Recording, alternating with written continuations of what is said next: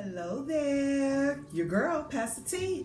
Let's talk about it with Pastor T. I think I'm gonna name it that, I don't know. But we're talking about the book, Church Hurt, But It Helped, the lessons behind the blessings. I'm just giving you little snippets to encourage you a little bit to go and purchase your book. Pre-order your book today.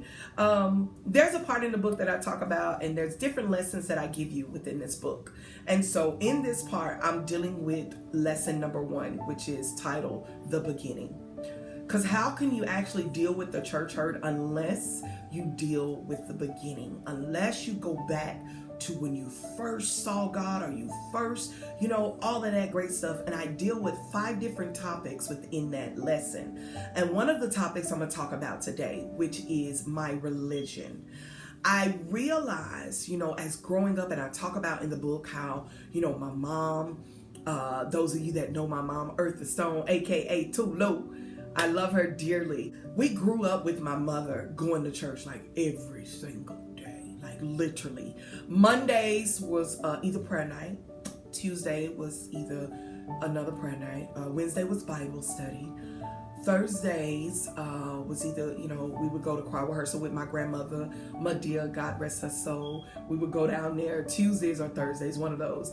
And then Friday, we was back at prayer night, or I was at somebody's game, but in somebody's revival throughout the week, Monday through Sunday. We used to go to Smith Memorial. Shout out to you, Pastor G, Pastor Gordon, and Lady Gordon. We used to go there as kids, man, and shout like crazy. But we would go to different revivals, throughout the week. Saturday, it was going to be somebody's revival or somebody's prayer day. And I'm talking about prayer for hours. And then Sunday was Sunday morning service. And sometimes we'll drive down to Houston to Miracle Deliverance. I forgot her name. But anyway, I deal with that, and we would have to go to 6 o'clock service. So it was like church all day, all week, right? And so I deal with my religion. I knew my mama's God, and sometimes me and my sisters would, we'll shout, and we had a Shirley seizure experience where one of my sisters was speaking in tongues, and all of a sudden she just kept speaking. We used to play about folks in the church. Don't act like you ain't never done it. But yeah, we used to do that. And so what I realized is that as I got older, I deal with the hurt that I experienced in church. I remember a young lady, and I talk about it in my book. You get a lot of my experience, a lot of my story, because how can I help you unless I give you my testimony and my story? So my book is about my story.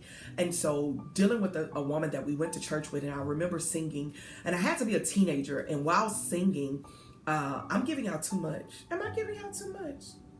I may be giving out too much. I'm going to just talk about the religion of this lesson. I'm not going to do too many more of these videos because I give everything. But I deal with the fact of a woman that I was singing as a kid, as a teenager, and just figured out that I could sing, right? And the woman turned around and was like, you singing too loud. Like, you doing too much. That's too much. Like, real nasty.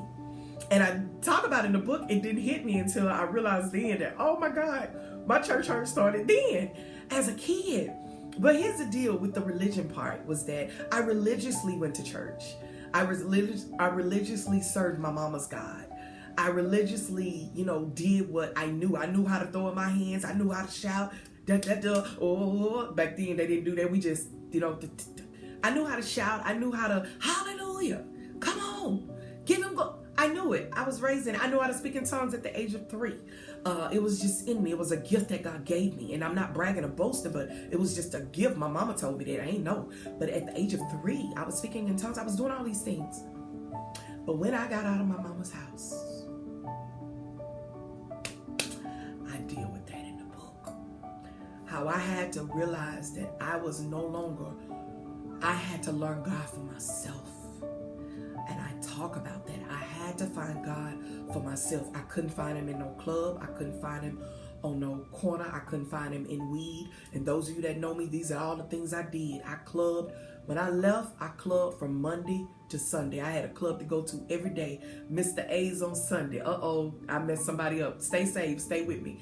Mr. A's on Sunday. Phoenix on, these are old clubs. I don't know the new ones. But Phoenix on one night. Roxy's on the other night. I was in every club, man, that you could think. City, what was it? Chocolate Town on one.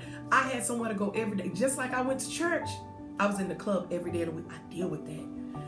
But there was a point in my life, it couldn't give me the peace that I needed. Oh my, I'm not gonna cry.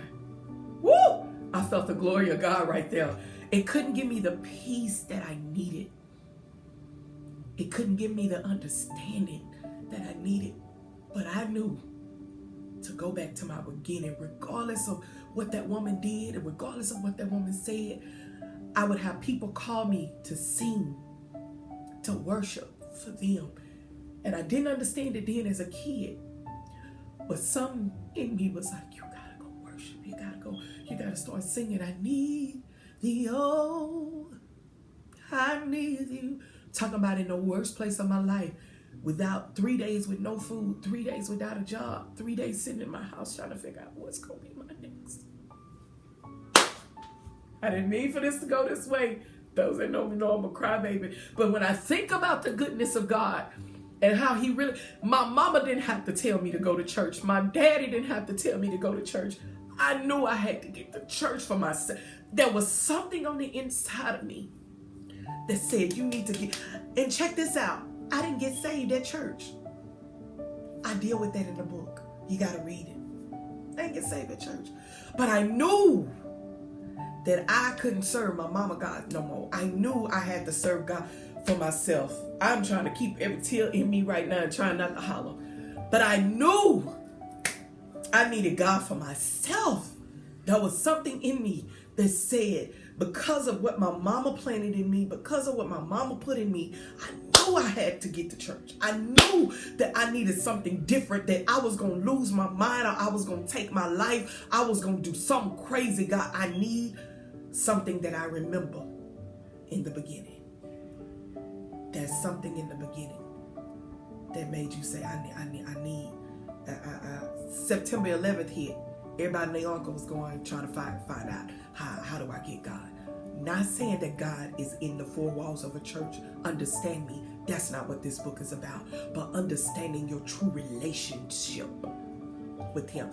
I found out, and I'm done, found out that I had to get my God. I couldn't serve grandmama's God, my mama's God. Because God don't have no grandchildren. Come on, R.A. Vernon. He has children. So I deal with how I had to come out of religion to get to a relationship. And I talk about it in the book. And I'm not the only one. There was a time in your life where you said, I can't get it from drugs. I can't get it from smoking. I can't get it from drinking. I can't get it from sleeping with every Tom, Dick, and Harry. I can't get it from none of that. I got to get something. I don't know what it is, but I need to watch something on YouTube. I need to watch something on Facebook. I need to do something that's going to be different. This book is for you, sir, ma'am. This book is for you. Church hurt, but it helped. The lessons behind the blessing. Purchase your book today. I love you guys. Pre-order your book.